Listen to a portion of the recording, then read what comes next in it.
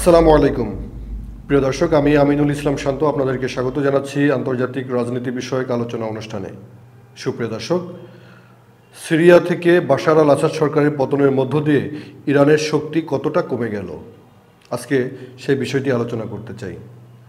বাশার আল আসাদ সরকারের পতনের সাথে ইরানের শক্তি কমার কী সম্পর্ক?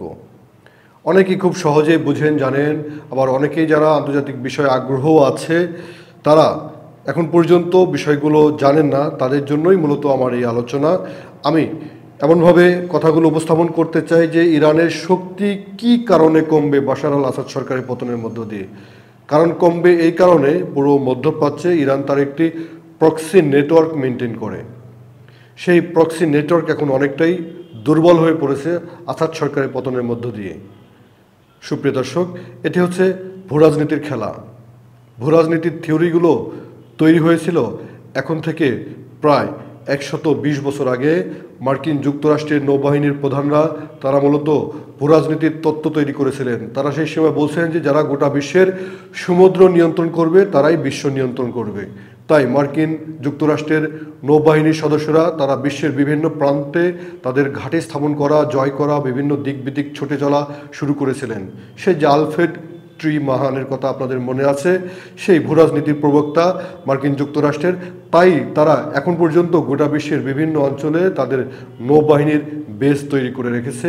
এটি হচ্ছে তাদের সামরিক সক্ষমতা। সুপ্রিয় দর্শক, অর্থাৎ ভূরাজনীতি হচ্ছে এমন একটি জিনিস, ভূরাজনীতি সম্পর্কে এখন মোটামুটি বর্তমান বিশ্বে অনেকেই জানেন। যারা আন্তর্জাতিক বিষয়ে দেখেন বা পড়ালেখা করেন তারা তো অবশ্যই জানেন। ভূরাজনীতি হচ্ছে একটি দেশের জাতীয় শক্তিকে বৃদ্ধি করে।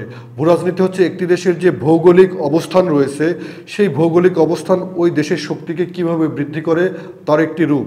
যেমন একটি দেশের পাহাড় সেই দেশকে অনেক সময় সুরক্ষা দেয় বেড়ার মতো করে, প্রাচীরের মতো করে। একটি দেশের সমুদ্র সেই দেশের সমুদ্রে এক্সেস তৈরি করে, তার অর্থনৈতিক কর্মকাণ্ডকে শক্তিশালী করে, তার সমুদ্রে তার বাহিনীর, তার নৌবাহিনীর এক্সেসকে সুগঠিত করে। এভাবে সেই রাষ্ট্রের শক্তিশালী করে তোলে। আবার যে রাষ্ট্রের এইসব জিওপলিটিক্যাল ফিচার নাই বা জিওগ্রাফিক্যাল ফিচার নাই, তারা কিন্তু তুলনামূলক দুর্বল রাষ্ট্র। ফর এক্সাম্পল, একটি ল্যান্ড লকড কান্ট্রি, যেমন আমাদের বাংলাদেশের পাশে আছে নেপাল। নেপাল একটি একেবারেই ল্যান্ড লকড কান্ট্রি, তার আশেপাশে কিন্তু সমুদ্র নেই।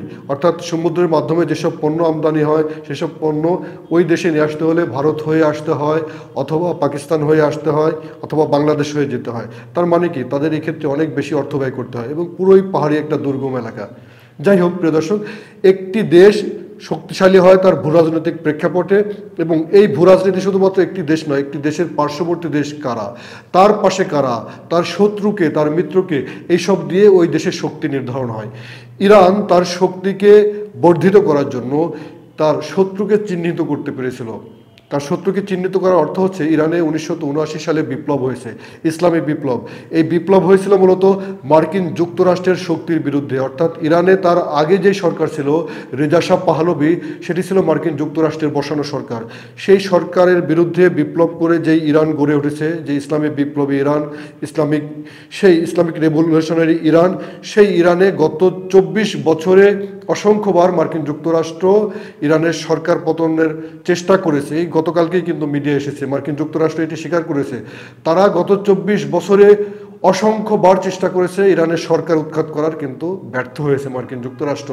এটি হচ্ছে ইরানের একটি শ্রেষ্ঠত্ব।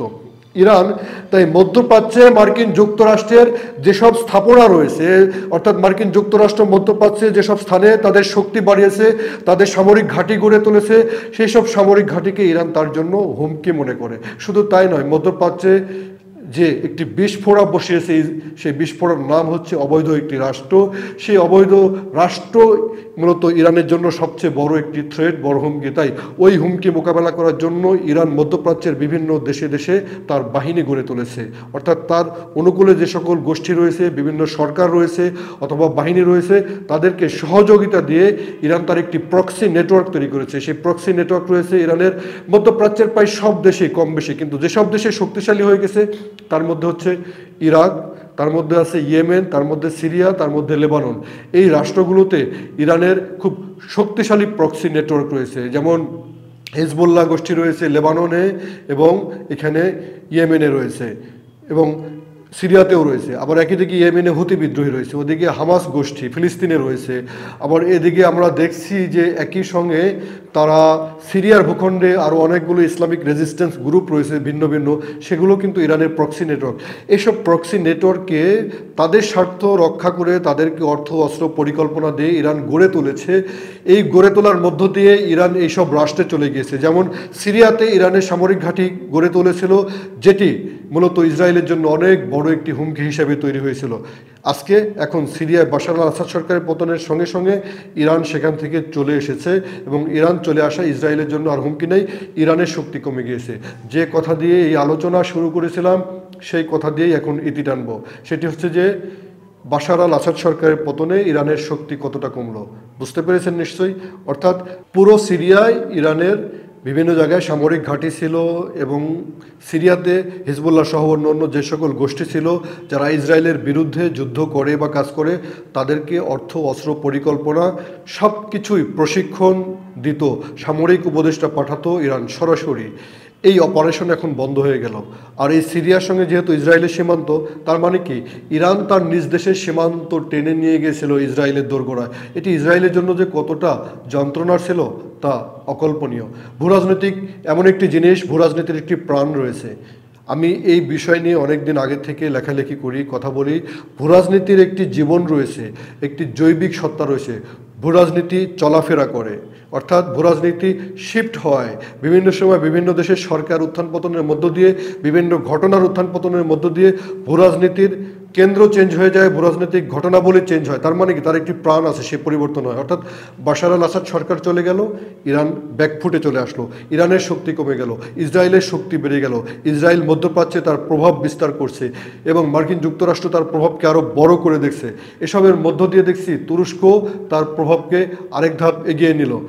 তাই এইসব ঘটনার মধ্য দিয়ে যেটি প্রমাণ হলো সেটি হচ্ছে যে এখন ইরানের শক্তি প্রায় অর্ধেক ক্ষুণ্ণ হয়ে গেল। কারণ সিরিয়া এবং লেবানন দুটি রাষ্ট্রের সীমান্ত রয়েছে ইসরায়েলের সঙ্গে।